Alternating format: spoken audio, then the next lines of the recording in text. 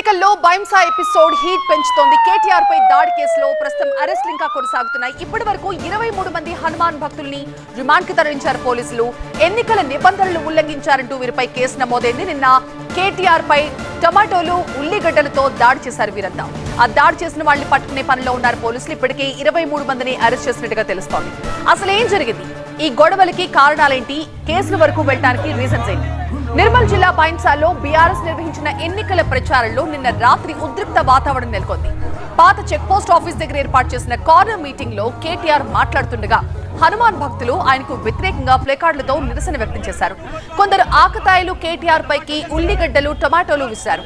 అప్రమత్తమైన పోలీసులు పరిస్థితి అదుపు తప్పకుండా భద్రతను కట్టుదిట్టం చేశారు. ఆందోళనకారులు బీఆర్ఎస్ శ్రేణులను చెదరగొట్టి కేటీఆర్ కి భద్రత కల్పించారు.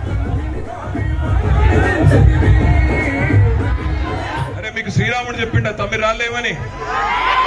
రామ మందిరము రాముడు అన్నప్పుడు అందరినీ గౌరవించే సంస్కృతి ఉండాలి. రాముడు మర్యాద పురుషుడు, అందరినీ ఒక లెక్క చూడమన్నాడు. రాముడు రాజధర్మం పాటించమన్నాడు. గుజరాత్ ఒక తీరుగా చూసేటోడు గుజరాత్ ఒక తీరుగా చూస్తాడు, తెలంగాణను ఇంకో తీరుగా చూస్తాడు.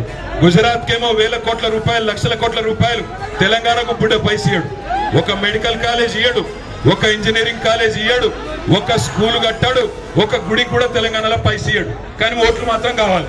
అందుకే ఆలోచించమని కోరుతా ఉన్నా.